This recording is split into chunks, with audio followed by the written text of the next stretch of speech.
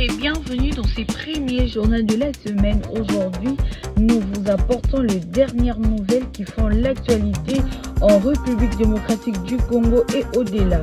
Au programme, nous aborderons le développement politique, les enjeux politiques ainsi que des reportages exclusifs sur des événements marquants. Restez avec nous pour ne rien manquer des informations essentielles de la journée. Merci de votre fidélité.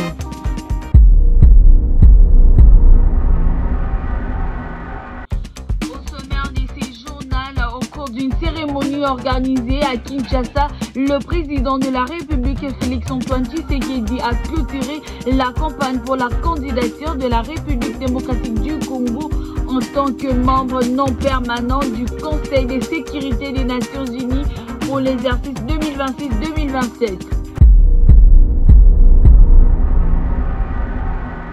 Terrible incendie à Kinshasa, le source de l'incendie encore inconnu.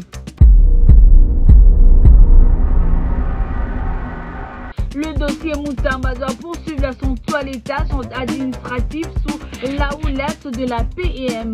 Le judiciaire contre Moutamba, acharnement ou justice impartielle. Tout de suite, le journal.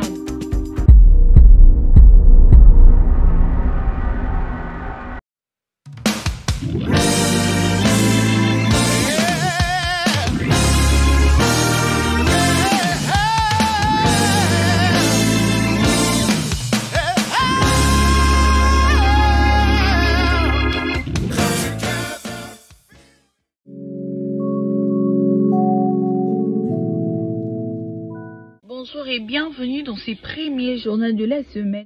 Actualité du jour, au cours d'une cérémonie organisée à Kinshasa, le président de la République Félix-Antoine Tshisekedi a clôturé la campagne pour la candidature de la République démocratique du Congo en tant que membre non permanent du Conseil de sécurité des Nations Unies pour l'exercice 2026-2027. Cette cérémonie a eu lieu à l'espace Kemecha dans la commune de la Gombe à l'initiative de la ministre d'État, ministre des Affaires étrangères, de la coopération internationale et de la francophonie en présence du président des deux chambres du Parlement, de plusieurs chefs de corps constitués et de chefs de mission diplomatique. La République démocratique du Congo s'apprête à vivre un moment historique ce 3 juin 2025 avec son élection comme membre non permanent du Conseil de sécurité de l'ONU pour la période 2026-2027. Ce samedi 31 mai 2025, le pays a clôturé officiellement la campagne de sa candidature lancée en décembre 2024. Cette candidature a déjà été entérinée au niveau sous-régional et continental. Il est resté à convaincre la communauté internationale pour un score honorifique. Au cours de cette cérémonie grandiose à l'espace Kemecha, le chef de l'État Félix-Antoine Tshisekedi Tshilombo est revenu sur les raisons de cette candidature en présence de plusieurs personnalités publiques, notamment le chef des corps constitués et des diplomates basés à Kinshasa. Après plus de 3 décennies d'absence au Conseil de sécurité, la RDC devra signer son retour sur la scène internationale.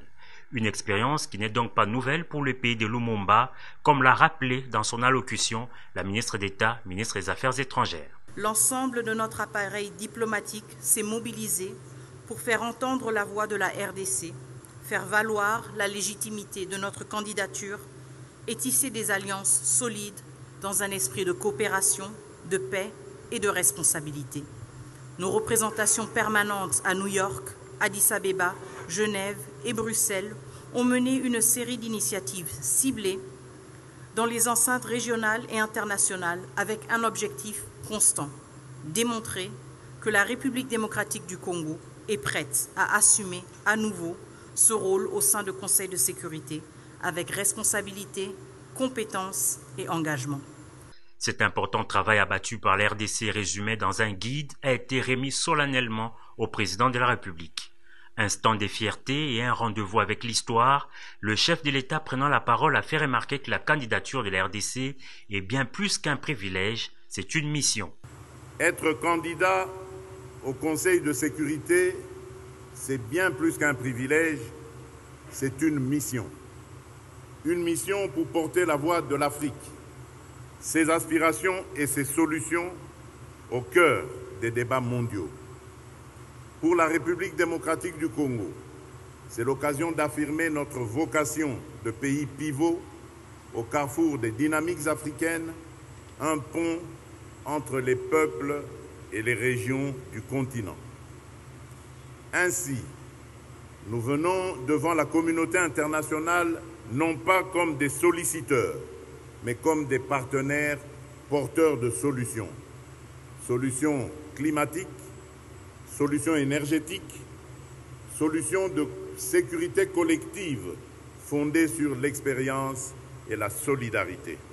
Dans la suite de son discours, le premier citoyen du pays a soutenu que la candidature de la République démocratique du Congo, c'est aussi celle d'un pays qui connaît le prix de la paix. Face aux agressions et aux violations de notre souveraineté, nous avons appris la valeur du règlement pacifique des différends et l'importance d'un ordre international fondé sur le droit, a dit le président Félix Tshisekedi. Ainsi donc, 7 piliers stratégiques vont accompagner la mandature de la RDC, à savoir la gouvernance des ressources naturelles, les désarmements, la démobilisation et réinsertion, l'opération de maintien de la paix, le renforcement du système de sécurité collective, les femmes, la jeunesse, paix et sécurité, l'environnement et climat, et enfin le droit et démocratie.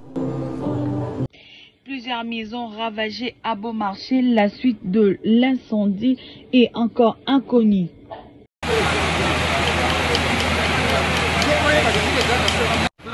Maintenant, qui va vous dédommager cette parcelle, cette maison? Pardon? Est-ce que qui va indemniser les victimes?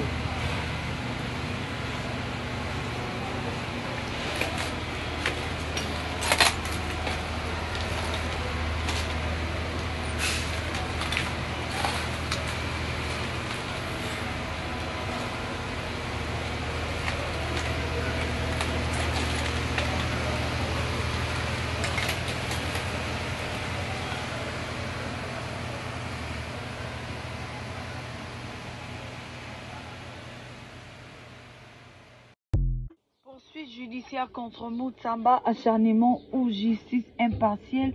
Le dossier Moutamba doit poursuivre son toilettage administratif sous la houlette de la PM. Ou des fautes de gestion. Lorsque ces erreurs, ces fautes de gestion peuvent arriver, il est possible aussi de pouvoir, comme la Première ministre l'a fait, je crois, étant donné qu'elle est la coordonnatrice de l'action gouvernementale de notre pays, elle a pris la mesure par l'entremise de son Premier ministre, enjoignant au ministre de la Justice de pouvoir surseoir à l'exécution de ce projet. Pourquoi? Parce qu'il y avait certaines irrégularités qu'elle avait constatées qui devaient faire l'objet d'un certain examen, d'une certaine régularisation. Alors, à ce niveau-là, moi, je pense qu'il serait plus préférable, étant donné qu'il n'y a pas eu dissipation de ces fonds-là existent. Il n'y a pas eu de dissipation de fonds. Alors pourquoi engager ce rouleau compresseur contre un des ministres qui passe pour le moment comme étant un des excellents ministres de l'équipe gouvernementale? Pourquoi est-ce qu'on veut l'exposer à ce rouleau compresseur de manière à pouvoir non seulement désacraliser carrément le ministère qu'il pilote carrément de manière exceptionnelle? Ça pourrait même déstabiliser le gouvernement entier, puisque vous savez bien le contexte politique et sécuritaire dans lequel nous sommes. Pourquoi est-ce que cette commission spéciale, temporaire, dirigée par un professeur d'université, n'a pas vu les choses sous cet angle-là? C'est cela qu'il faut voir qu'il s'agissait plutôt d'une erreur administrative. C'est là que nous sommes en train de penser aussi qu'il serait très important de poser un regard et un bon regard sur ce dossier. Pourquoi? Parce que nous sentons certaines ramifications politiques. Pourquoi? Parce que nous savons ce que représente Constant Moutamba dans la démarche qu'il a déjà entreprise de pouvoir décourager plus particulièrement ce qu'il appelle les réseaux mafieux qui excellent dans le détournement.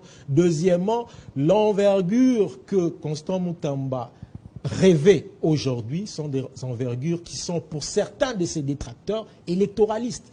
Et étant donné qu'aujourd'hui Constant Moutamba devient carrément une figure de proue dans notre scène, dans notre microcosme politique, et certains pensent pour des raisons électoralistes, peut-être qu'il faudra très vite l'écarter, peut-être pour une simple erreur d'administration, pour une simple erreur de gestion. Voilà pourquoi ici j'en appellerai peut-être à l'autorité suprême tout simplement, étant donné que Laquelle? l'autorité suprême dans notre pays, c'est le chef de l'État. Il n'y a que le chef de l'État dans pareilles circonstances. On va l'accuser d'interférence, justement. Ça ne serait pas forcément une interférence, je l'ai souligné tantôt. Oui. Ici, est-ce qu'il y a eu dissipation de fonds qui ont été disponibilisés? Il n'y a pas eu dissipation de... Le ministre Moïndo Zangui appelle le Wazalendo d'empêcher Joseph Kabila de trouver sommeil et s'est promené dans la ville de Goma. Je voudrais d'ailleurs enfin vous dire que nous avons choisi de défendre la patrie. Nous sommes des patriotes, nous sommes des Wazalendo.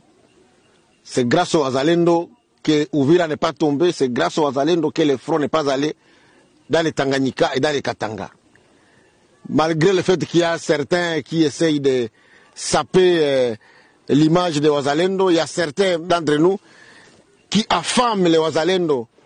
Mais les Wazalendo ont choisi de se battre pour leur terre et pour leur pays. Nous allons continuer notre combat. Et je voudrais dire aux Gomatraciers, à tous les Wazalendo de Goma, que Kabila, le bourreau de la République, ne doit pas trouver sommeil dans la ville de Goma.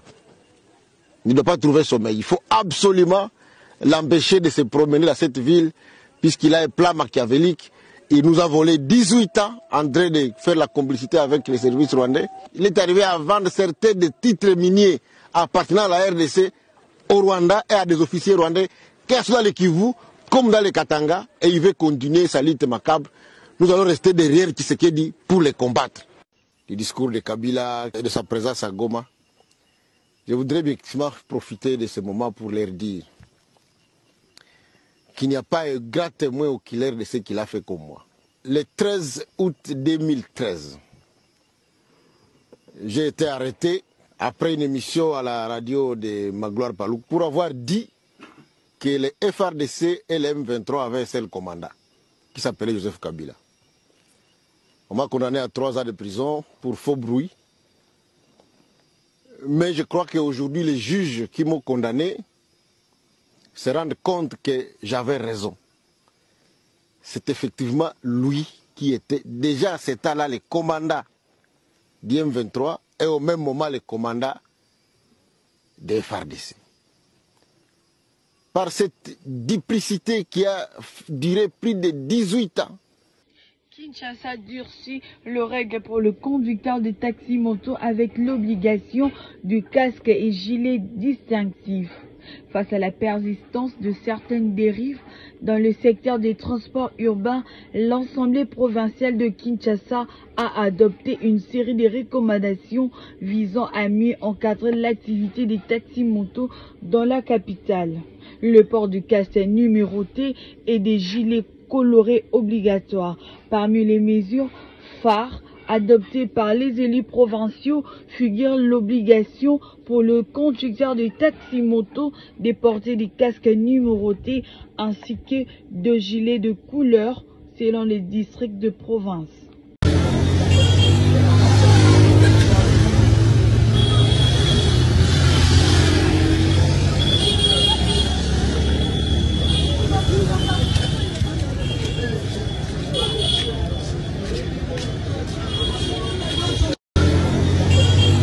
C'est la fin de notre édition de ces jours. Merci de nous avoir suivis pour ces premiers journaux de la semaine. Nous espérons que les informations partagées vous ont été utiles et éclairantes. Prenez soin de vous. Retrouvez-nous très bientôt pour d'autres nouvelles. L'actualité continue sur Actu Final TV. Au revoir.